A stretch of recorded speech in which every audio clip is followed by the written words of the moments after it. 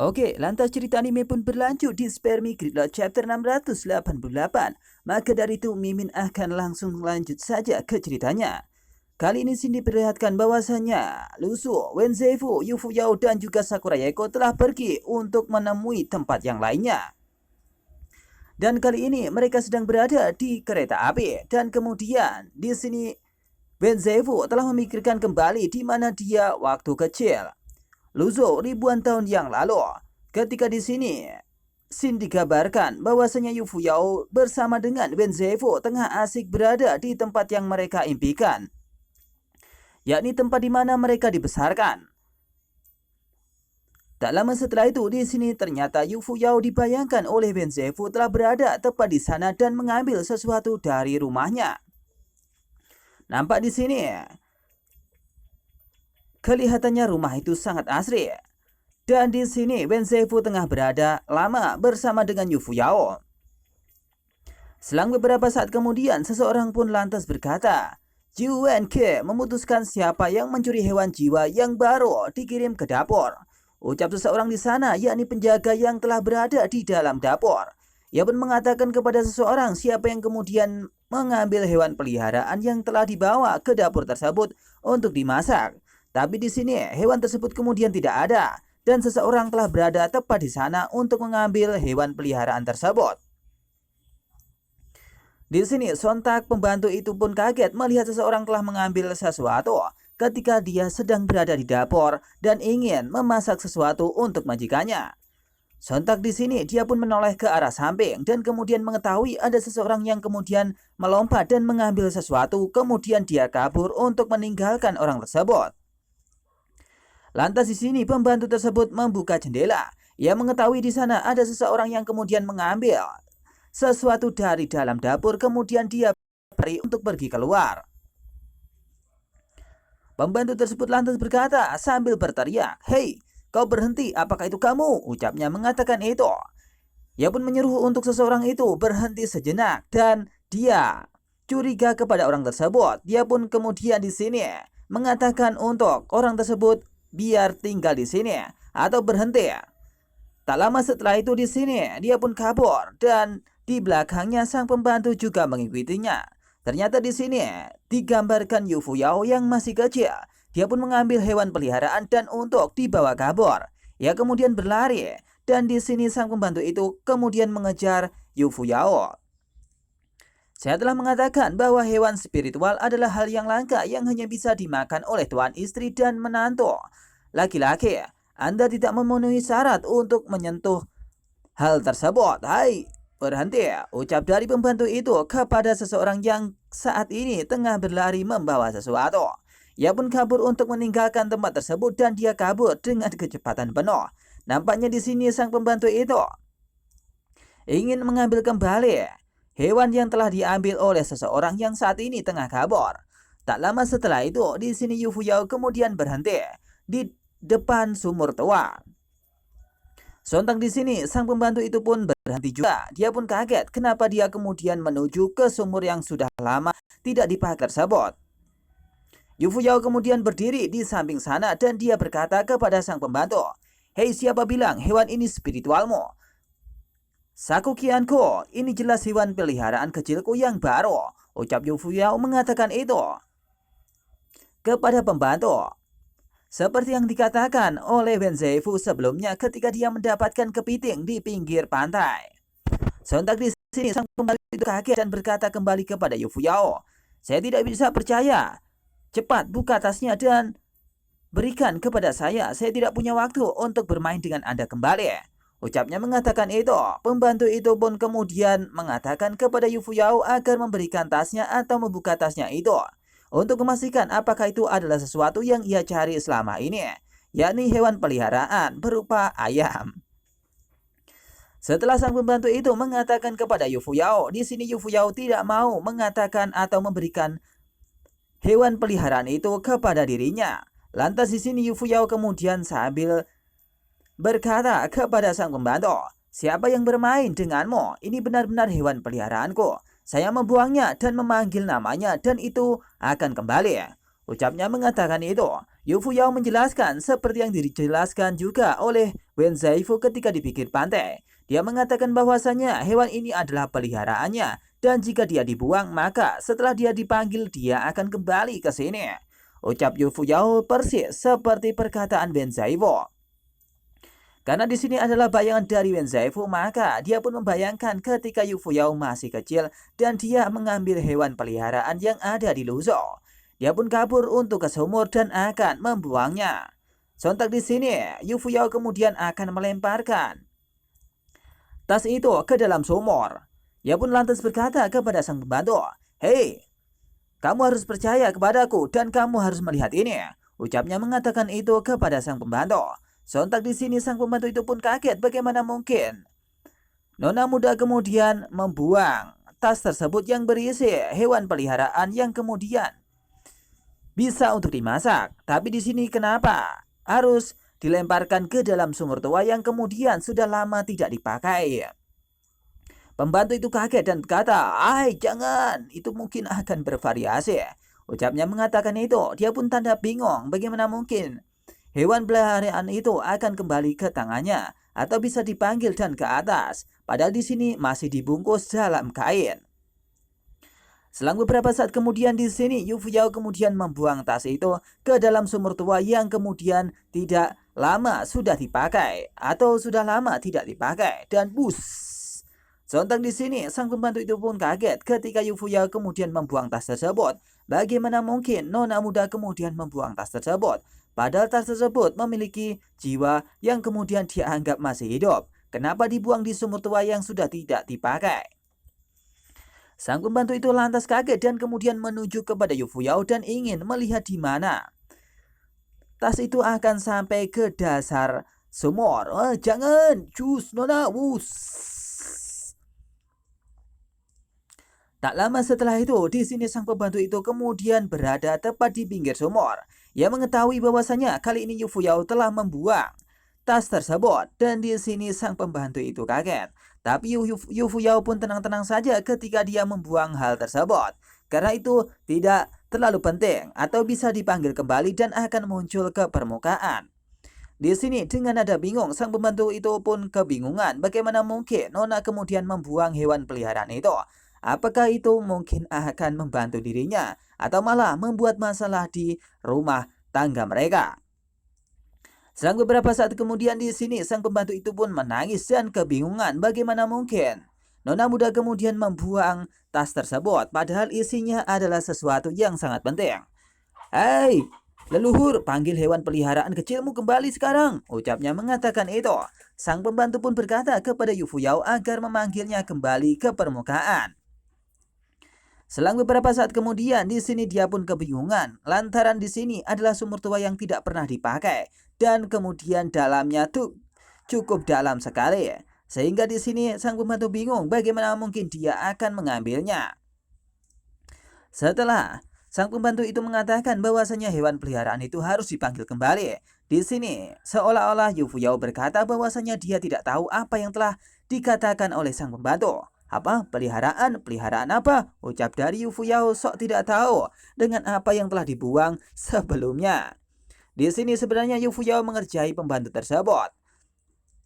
Dan kemudian pembantu itu merasa kesal kepada Yu Fuyao. Dia pun lantas berkata, "Hei, Anda telah membuangnya," ucapnya mengatakan itu sambil menangis. Sontak di sini sang pembantu itu pun bingung dan resah. Dia pun bingung bagaimana harus mengatakan ini kepada sang majikan. Ia pun tidak tahu apa yang harus dikatakan. Tapi Yu Fuyao pun tenang-tenang saja sambil bernyanyi dan bersiul dan mengatakan tidak tahu apa yang telah dikatakan oleh sang pembantu.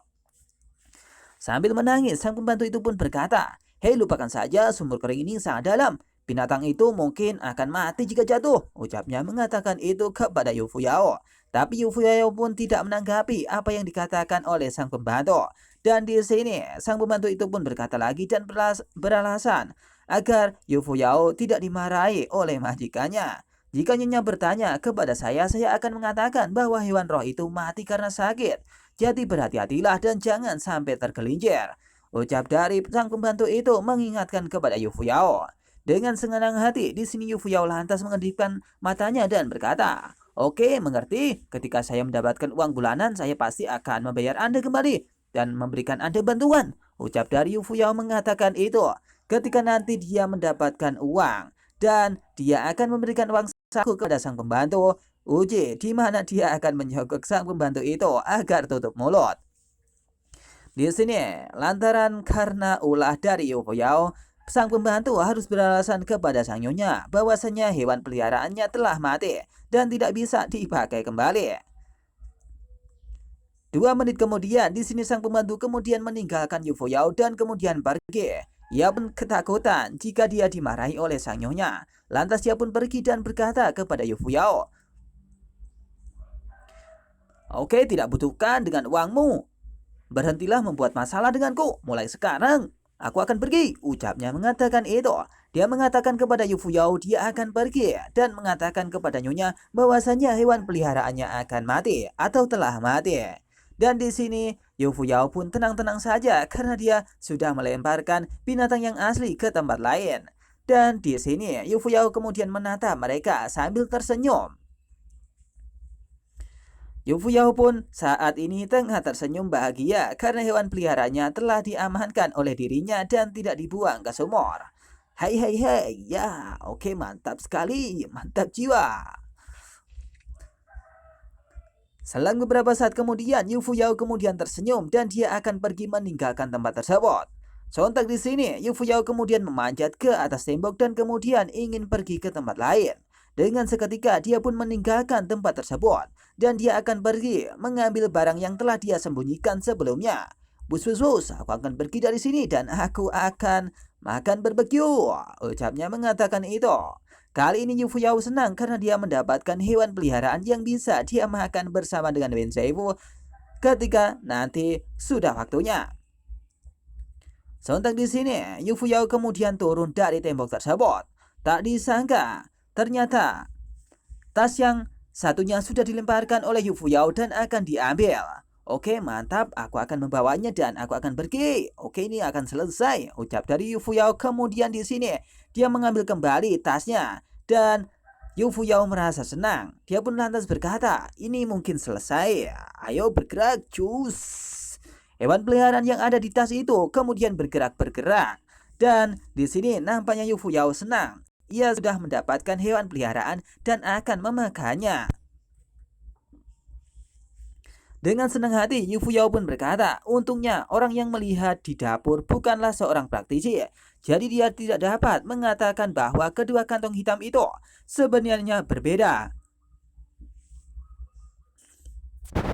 Ucap Yu Fuyao yang saat ini tengah senang karena lantaran di sini dia sudah menukar tas yang satu dengan tas satunya. Yang dibuang adalah bohongan. Yang dibuang di sini atau ditempatkan di tempat lain adalah hewan peliharaan yang asli. Ketika pembantu itu bukan seorang praktisi, maka dia tidak akan bisa melihat barang yang asli. Itu ucap dari Yu Fuyao yang saat ini tengah ingin pergi untuk siap-siap akan berbagi. Tapi tak lama setelah itu, Wen Zaifu kemudian datang menghampiri Yu Fuyao. Lantas ia pun mengagetkan Yu Fuyao sampai dia pun terjatuh. "Hei, apakah Anda akan melakukan semua masalah ini hanya untuk binatang buas itu?" Ucap dari Wen Zaifu mengatakan itu kepada Yu Fuyao. Sontak Yu Fuyao pun kaget dan bingung bagaimana mungkin di sini ada orang lain selain dirinya. Sontak di sini, Yu Fuyao kemudian kaget bagaimana mungkin Wen Zaifu sudah ada di sini. Yu Fuyao lantas berkata kepada Wen Zaifu, "Hei, datang saja dan buat suara." "Oke," ucapnya mengatakan itu. Yu Fuyao mengatakan kenapa Wen Zaifu berada di sini dan tiba-tiba dia mengagetkan dirinya. Sontak di sini Wen Zaifu pun tersenyum dan berkata sambil melirik ke arah binatang buas yang telah dibawa oleh Yu Fuyao. "Hei, kenapa repot-repot? Jelas saya bisa menyelesaikan sesuatu hanya dengan berbicara dengan orang tua saya." Ucapnya mengatakan itu sambil menggeretak Yu Fuyao. Dia pun sebenarnya ingin menyelesaikan masalah ini dengan mengatakan bahwasanya Yu Fuyao telah mengambil hewan buas peliharaan yang telah ada di dapur dan saat ini telah mengelabui pemilik dapur tersebut sehingga Yu Fuyao dapat membawanya untuk pergi dimakan. Tapi di sini Yu Fuyao kemudian tenang-tenang saja dan berkata kepada Wen Zaifu, "Hei, lupakan jika kamu benar-benar memberitahuku aku akan berbeda dari ibumu lagi. Ucapnya mengatakan itu menggeletak kembali Wen Zaifu. Nampaknya di sini Yu Fuyao juga ingin menggeretak Wen Zaifu dan dia tidak akan berlaku seperti biasanya kepada Wen Zaifu. Tak lama setelah itu, Yu Fuyao pun berkata lagi, selain itu saya punya banyak pilihan. Menurut Anda, apakah saya pernah melewatkan apa yang saya inginkan? Ucap Yu Fuyao kepada Wen Zaifu yang saat ini membuat kaget Wen Zaifu. Karena selama ini yang diinginkan oleh Yu Fuyao harus tercapai. Maka dari itu, jika mengingat perkataan Yu Fuyao, di sini semua keinginan dari Yu Fuyao harus terlaksana atau selalu didapatkan oleh Yu Fuyao. Maka dari itu, Wen Zaifu pun tidak bisa mengatakan sepatah kata pun. Dia pun hanya bingung. Tak lama setelah itu, di sini Yu Fuyao pun mendatangi Wen Zaifu dan menyentil bagian dari atas matanya, atau lebih tepatnya di batuknya. Daks, sontak di sini Wen Zaifu pun diberikan pukulan yang telah kepada dirinya dari Yu Fuyao. Das, seketika itu Wen Zaifu pun kaget dan saat ini dia telah menatap Yu Fuyao merasa kebingungan. Selang 5 menit kemudian setelah berkata kepada Wen Zaifu, di sini nampaknya Yu Fuyao kemudian meninggalkan Wen Zaifu itu sendirian dan berkata sambil membawa hewan peliharaannya. Terus berlatih kungfu. Hei anak muda, aku akan menyiapkan barbeque, ingat untuk datang dan makan nanti. Ucapnya mengatakan itu. Meskipun di sini dia telah mencuri hewan peliharaan itu, dia pun tidak lupa dengan Wen Zaifu untuk makan bersama jika sudah dijadikan barbeque. Ucap dari Yu Fuyao berkata kepada Wen Zaifu. Sontak di sini, selain dia kaget, dia pun berkata-kata atau bingung dengan perkataan dari Yu Fuyao. Lantas di sini, Wen Zaifu hanya bisa mengatakan terima kasih saja kepada Yu Fuyao dan membiarkan dia untuk pergi meninggalkan dirinya. Oh terima kasih, ucap dari Wen Zaifu mengatakan itu kepada Yu Fuyao. Yu Fuyao kemudian bergegas untuk pergi meninggalkan Wen Zaifu. Dan di sini nampaknya Yu Fuyao akan memanggang hewan peliharaan yang telah ada di tangannya tersebut. Beberapa jam kemudian, Xin diperlihatkan bahwasanya kali ini Yu Fuyao telah memanggang ayam yang telah dibawa dari rumah tersebut. Dan nampaknya di sini ketika Wen Zaifu telah diundang oleh Yu Fuyao, maka dari itu Wen Zaifu akan datang untuk makan bersama dengan mereka. Kali ini mereka pun sudah bersama-sama dan kali ini dia pun ngiler ketika dia melihat barbeque yang sudah ada di depan matanya. Sontak dia pun kaget dan kagum dengan apa yang akan dimakan kali ini, yakni ayam panggang yang sudah siap untuk dimakan dan kelihatannya cukup enak. Mimin juga ingin, tapi Mimin sudah makan lain kali atau sudah makan tadi. Setelah beberapa saat kemudian di sini barbeque-nya siap untuk disantap. Hei, apakah teksnya ada di sini? Ucapnya mengatakan itu. Maksudnya di sini apakah dia akan makan bersama atau lanjutannya langsung di tempat lain? Ucapnya mengatakan lagi, apakah teksnya ada di sini lagi? Ucapnya mengatakan itu. Dan mereka pun makan bersama-sama. Kali ini Xin diperlihatkan bahwasanya ingatan dari Wen Zaifu itu menggambarkan bahwasanya waktu kecil Wen Zaifu dengan Yu Fuyao itu sangat akur. Tapi di sini setelah dewasa mereka pun harus bertarung bersama-sama. Selang beberapa saat kemudian di sini Xin diperlihatkan ke Wen Zaifu yang saat ini tengah bermimpi atau lebih tepatnya melamun waktu masa kecil. Dia pun sambil tiduran dan memikirkan apa yang telah ia makan sebelumnya. Namun di sini dia pun dikagetkan oleh seseorang yang berkata, "Hei, apakah kamu bangun?" Sakura Yaeko berkata bahwa pemandangan terowongan itu pantas untuk dilihat. Apakah Anda ingin keluar dan mengambil 2 foto? Ucap seseorang di sana mengatakan kepada Wen Zaifu, apakah kali ini Wen Zaifu akan bersama-sama untuk mengambil foto? Karena di sini di samping terowongan ada view yang sangat bagus. Sontak di sini Wen Zaifu kemudian kaget dan dia tidak melanjutkan makan bersama Yu Fuyao, yakni makan barbeque. Tak lama setelah itu Wen Zaifu pun bangun dan berkata kepada seseorang yang telah berkata kepada dirinya, "Hei baiklah, aku akan datang," ucap dari Wen Zaifu kemudian bangun. Nampaknya masa kecil Wen Zaifu itu sangatlah akur bersama dengan Yu Fuyao dan tidak bisa dihilangkan dari ingatan Wen Zaifu. Setelah beberapa saat kemudian, Wen Zaifu kemudian kembali bangun dan akan berfoto bersama Sakura Yaeko, Lusu dan juga Yu Fuyao. Tapi di sini Wen Zaifu kemudian merasa bingung dengan apa yang telah dimimpikan. Hei, bagaimana saya bisa memimpikan hal-hal begitu awal karena hal-hal itu seharusnya dimimpikan di malam hari, bukan siang hari. Ucap dari Wen Zaifu, kenapa kali ini dia bisa bermimpi bersama Yu Fuyao. Dan dia bermimpi bersama Yu Fuyao waktu kecil makan barbeque. Wen Zaifu pun lantas berkata, namun ternyata hubungan kami sangat baik ketika kami masih muda. Dia mengatakan hubungannya ketika masih muda itu sangatlah baik, tapi kenapa di waktu besar ada perselisihan antara mereka berdua? Mungkin ini adalah sesuatu kedewasaan atau sesuatu yang kemudian harus dihilangkan. Kali ini kereta itu pun sudah berjalan dan Wen Zaifu pun masih memikirkan apa yang telah dia mimpikan sebelumnya. Itu saja ucap dari Wen Zaifu dalam hatinya.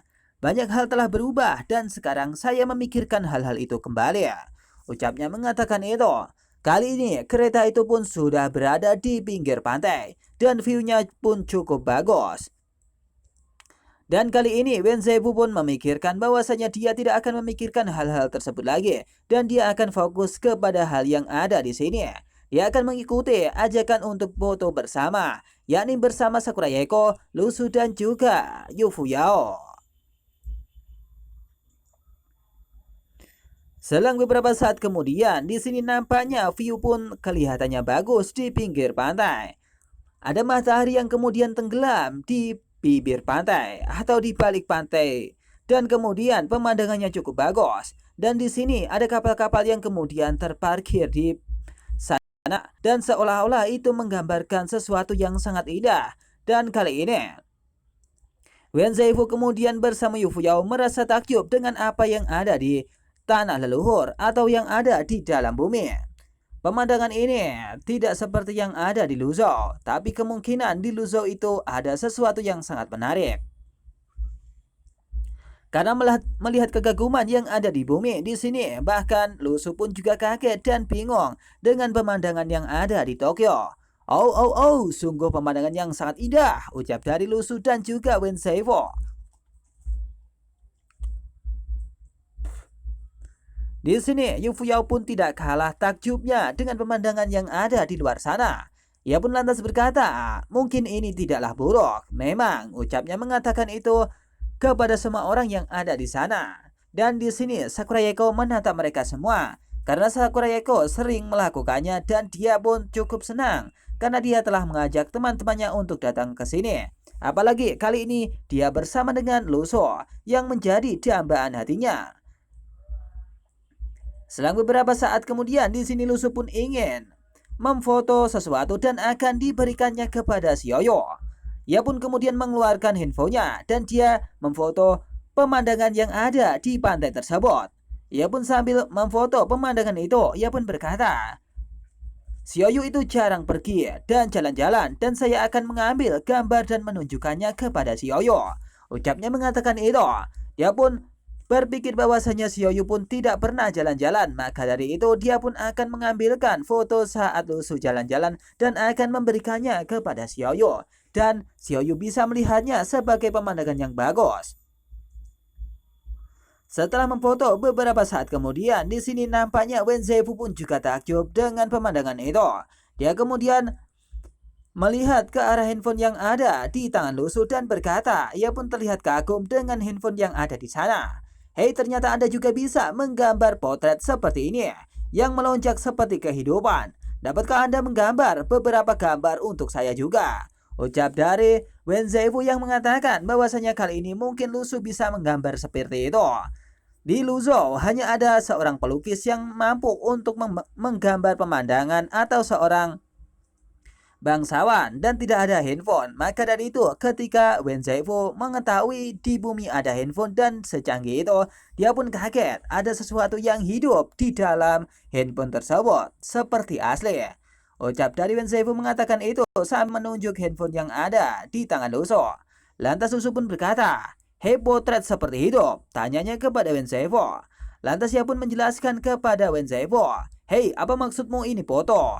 Benda ini tidak digambar tapi difoto." Ucap dari Lu Su menjelaskan itu kepada Wen Zaifu bahwasanya di sini tidak digambar tapi difoto saja oleh handphone tersebut. Kecanggihan ini membuat Wen Zaifu kemudian takjub dan kaget dan ingin membawa hal tersebut ke Lu Su, bahwa Lu Su harus memiliki handphone dan juga Yu Fuyao harus juga memiliki handphone dan suatu saat mereka akan bisa menggambar dengan mudah. Tapi di sini nampaknya gambar yang telah ditunjukkan oleh handphone itu sangatlah bagus dan mencerminkan keanggunan dari Wen Zaifu. Sontak di sini Wen Zaifu pun kaget ketika dia melihat foto di dalam handphone tersebut. Dengan senang hati, di sini Wen Zaifu pun lantas berkata, "Bukankah ini tembakan yang bagus? Saya akan mengubah beberapa pose lagi dan Anda dapat menunjukkan kepada saya beberapa gambar lagi." Ucap Wen Zaifu mengatakan itu kepada Lu Su. Nampaknya di sini Wen Zaifu ketagihan dengan apa yang telah digambarkan di dalam HP Lu Su, sehingga menyebabkan di sini Wen Zaifu akan mengubah posenya dan dia akan mengabadikan foto-foto yang ada di dalam kereta tersebut. Sontak di sini Wen Zaifu pun kemudian menunjukkan foto anggunnya atau memberikan pose yang sangat anggun di depan mereka bertiga. "Hei, apakah menurut Anda tampilan ini akan terlihat lebih megah?" ucap Wen Zaifu yang saat ini dengan berpose gaya tangan terkepal. Oke, langsung. Setelah itu di sini Wen Zaifu pun kemudian berpose lagi dengan gaya tangan turun ke bawah. Ia pun lantas berkata, "Atau apakah saya menurunkan tangan saya?" Tanya dari Wen Zaifu kepada Lu Su yang saat ini tengah berpose dan bergaya lagi. Ketika berada di bumi, kali ini Wen Zaifu pun berpose kembali dan akan mengambil gambar sebanyak-banyaknya. Dan dia pun akan mempose dengan gaya yang nyentrik. Tak lama setelah itu, Wen Zaifu pun lantas berkata lagi sambil berpose dengan gaya yang aneh, "Apakah Anda ingin menyisir ulang rambut Anda?" Ucap dari Wen Zaifu yang saat ini dengan berpose menyisir ulang gaya rambut dirinya. Itu mungkin terlihat aneh, tapi itu nyata bagi Wen Zaifu yang belum lama mengenal handphone. Tapi seperti Lu Su yang sudah lama memiliki handphone dan tidak pernah selfie, di sini Lu Su pun bingung dan kaget. Juga merasa jijik dengan apa yang dilakukan oleh Wen Zaifu dengan pose dan gaya seperti itu. Ia pun lantas berkata dalam hatinya, Anjir, apakah ini krisis memori?" ucap dari Lu Su yang saat ini memorinya telah penuh dan banyak sekali foto dari Wen Zaifu. Ia pun berkata dalam hati, mengetahui bahwa dia narsis, dia tidak menyangka akan menjadi sangat narsis seperti ini. Ucap dari Lu Su yang saat ini tengah kesal karena memori HP-nya telah krisis dan akan segera habis. Tapi kenapa pose dan gaya Wen Zaifu itu tidak habis-habis? Bahkan di sini dia pun harus difoto oleh Lu Su berulang-ulang. Nampaknya di sini Yu Fuyao pun tidak terima dengan gaya yang dilakukan oleh Wen Zaifu. Lantas ia pun berkata kepada Wen Zaifu, "Hei, apakah Anda bahkan tidak memiliki seorang pelukis di istana Tiande atau di istana Lu Su?" Ucapnya mengatakan itu kepada Wen Zaifu. Dengan nada yang so angkuh, di sini Wen Zaifu pun berkata kepada Yu Fuyao, "Hei, bagaimana keahlian pelukis mencerminkan 10.000 atau 1/10 dari bentuk ilahi saya?" Ucapnya mengatakan itu dengan nada sombong. Dia pun berkata bahwasanya dengan cerminan ilahi yang sangat banyak, maka dari itu seorang pelukis pun tidak akan mampu menggambarkan sosok dirinya yang sesungguhnya. Maka dari itu Wen Zaifu pun akan berpose seperti apa yang diinginkannya. Ucap dari Wen Zaifu mengatakan itu kepada Yu Fuyao. Sontak di sini membuat canggung Sakurayeko dan juga Wen Zaifu. Tak lama setelah itu di sini Wen Zaifu pun mengatakan kembali kepada Yu Fuyao dan juga Sakurayeko bersama dengan Lu Su. Ia pun menyombongkan diri lagi. Ia pun berkata, "Hanya melalui foto saya dapat mewariskan citra ketampanan saya sebanyak mungkin kepada generasi mendatang. sehingga mereka dapat terus mengagumi saya setelah kematian saya. Ucap dari Wen Zaifu yang saat ini telah menyombongkan dirinya karena dia sangatlah tampan. Maka dari itu, seseorang akan mewarisi dan mengagumi dirinya ketika dia mengeluarkan foto yang sangat banyak dan disebarkan kepada semua orang. Bahkan semua orang akan memujinya bahwasanya dia sangatlah tampan sekali dan tidak ada yang menggambarkan seperti dirinya. Ucapnya mengatakan itu kepada Yufuyao, Lusu dan juga Sakura Yaeko. Ini membuat Sakura Yaeko dan juga Lusu dan juga Wen Zaifu atau Yufuyao pun bingung. Bagaimana mungkin Wen Zaifu seperti itu? Itu mungkin terlihat aneh, pikir dari mereka bersama. Nampaknya di sini Lusu pun juga mengatakan sesuatu kepada mereka. Sesuai dengan kepribadian Anda, bagaimana dari kata sifat ini? Ucapnya mengatakan itu kepada Wen Zaifu. Nampaknya Lusu pun sedikit kesal karena di sini foto yang ada di HP-nya kali ini penuh sesak dengan foto Wen Zaifu. Dengan nada yang sangat nyentrik, Wen Zaifu pun lantas berkata kepada Lusu, "Anda tidak mengerti." Ucapnya mengatakan itu sambil berpose kembali. Di sini Wen Zaifu pun menyibaskan rambutnya dan dia berkata kepada Lusu, "Hei, 10.000 terlalu dibesar-besarkan. Yang lain tidak akan mempercayainya. Dan ketika Anda menggunakan 1/10, setiap orang akan merasa bahwa gambaran ini sangatlah benar." Ucap dari bukan dirinya bahwasanya dia tidak akan menggambarkan 1/10.000 karena itu kesombongan yang absurd. Maka dari itu dia akan mengatakan 1/10 saja agar orang-orang mampu untuk memahami dirinya dan mengagumi dirinya. Lusu pun semakin kesal dan bingung dengan perkataan dari Wen Zaifu. Dia pun berkata kembali, "Di mana itu benar artinya kamu tidak bisa mengalahkannya. Kamu tidak berani dan menyangkalnya, kan?" Ucap dari Lusu mengatakan itu kepada Wen Zaifu. Karena kali ini ketampanan Wen Zaifu telah ditinggi-tinggikan oleh Wen Zaifu sendiri. Maka dari itu mungkin itu sesuatu yang konyol menurut Lusu dan juga Yufuyao. Sontak di sini, Shin diperlihatkan bahwasanya Yufuyao akan berkata kepada Wen Zaifu, "Hei, tidak peduli berapa usianya, dia masih seperti anak kecil dan tidak tahu bagaimana dia menjadi kaisar surga." Hihihihi. Ucapnya mengatakan itu kepada Wen Zaifu. Kali ini Yufuyao pun juga meledek kembali Wen Zaifu karena tingkah lakunya seperti anak kecil dan tidak seperti kaisar surga. Maka dari itu tidak pas jika dia menjadi kaisar surga karena dia seperti kekanak-kanakan. Ucap dari Yufuyao yang saat ini tengah menyindir. Sontak hal tersebut membuat Wen Zaifu pun marah kepada Yufuyao dan mendekati dirinya. Dia pun lantas meledek kembali dan berkata, "Oh, apakah itu? Tapi saya tahu bagaimana Anda menjadi tuan besar atau menjadi dewa surga." Ucapnya mengatakan itu. Sontak itu pun membuat Yufuyao juga marah. Mereka berdua pun berseteru. Tapi di sini Lusu pun sudah membawa semangka bersama dengan Sakura Yaeko. Itu semangka dari mana Mimi juga tidak tahu. Perseteruan pun kembali antara Yufuyao dan juga Wen Zaifu.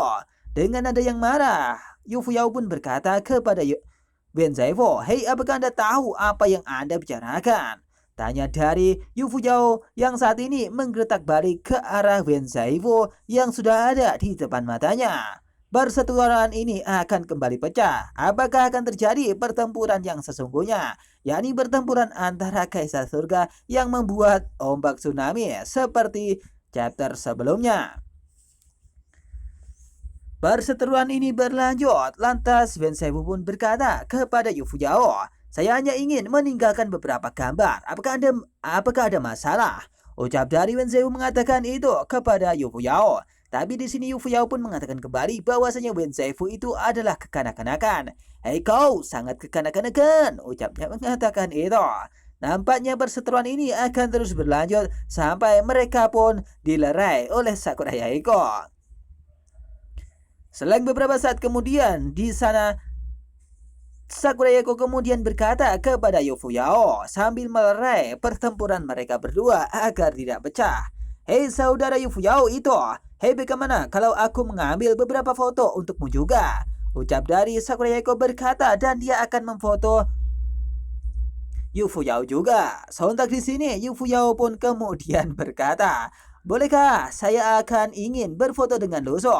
Ucapnya mengatakan itu kepada Sakurayeko. Sontak di sini perkataan itu membuat Sakurayeko sedikit marah karena Kenapa kali ini Lusu telah dibawa oleh Yufuyao kembali? Ucapnya mengatakan itu di dalam hatinya. Nampaknya perkataan dari Sakurayeko itu salah dan di sini Yufuyao ingin berfoto mesra dengan Lusu. Lusu pun sebenarnya tidak ingin, tapi apa boleh buat, Yufuyao pasti akan datang kepada dirinya. Sambil memakan semangka di sini Lusu pun berkata dalam hati, "Hei, mengapa Anda berdebat dan menggoda saya?" Ucapnya mengatakan itu. Karena kesalahan dari Sakurayeko yang mengatakan bahwasanya akan memoto Yufuyao, di sini dia pun bingung. Dia pun berkata dalam hati, "Maaf, mengangkat topik ini, mungkin topik ini salah bagi saya." Ucapnya mengatakan itu dalam hatinya. Beberapa saat kemudian di sini Yufuyao kemudian mendatangi Lusu dan akan memfoto dirinya atau memfoto bersama dengan dirinya. Sontak di sini dengan gaya merangkul Lusu, dia pun tersenyum dan Lusu di sini cuek saja di samping Yufuyao. "Hai, lihat ke sini, melihat ke kamera ya. Saya menghitung 1, 2, 3 dan Oke. Foto itu telah sudah sampai di tangan Sakurayeko. Kali ini Lusu pun dengan tampang yang biasa-biasa saja dan Sakurayeko yang saat itu tengah sedikit marah kepada Yufuyao yang tampilannya kali ini terlihat mesra bersama dengan Lusu. Sakurayeko pun lantas berkata dalam hati, "Ya, meski itu adalah wajahnya yang disamarkan, itu mungkin juga yang disamarkan juga." Ucap dari Sakurayeko yang saat ini di dalam hati. Karena kali ini wajah yang disamarkan di dalam foto tersebut menandakan bahwasanya mungkin mereka berdua kelihatannya tidak akur.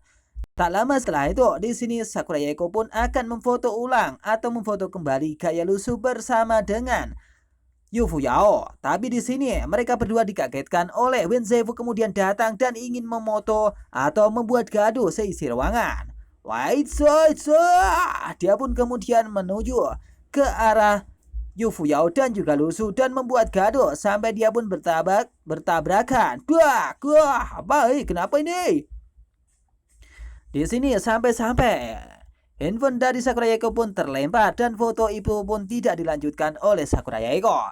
Sontak di sini Lusu dan juga Yufuyao pun bingung apa yang telah dilakukan oleh Wenzefu dan dia telah mengagetkan mereka semua dan mereka pun harus terjatuh. Kali ini ternyata Wenzefu ingin mengganggu foto dari Yufuyao dan juga Lusu. Lantas seorang pun berkata kepada dirinya, "Hei, apa yang sedang kamu lakukan?" Ucap Yufuyao mengatakan itu kepada Wenzefu. Di sini dengan nada yang marah. Ia pun berkata dan marah kepada Wenzefu. Wenzefu pun menjawab perkataan dari Yufuyao, "Hei, bagaimana saya bisa membiarkan Anda mendapatkan apa yang Anda inginkan dengan sangat mudah? Mungkin itu terlihat konyol." Ucap dari Wenzefu mengatakan itu kepada Yufuyao. Tapi Sakurayeko pun bingung dengan apa yang dikatakan oleh mereka berdua. Kenapa topik permusuhannya diangkat kembali?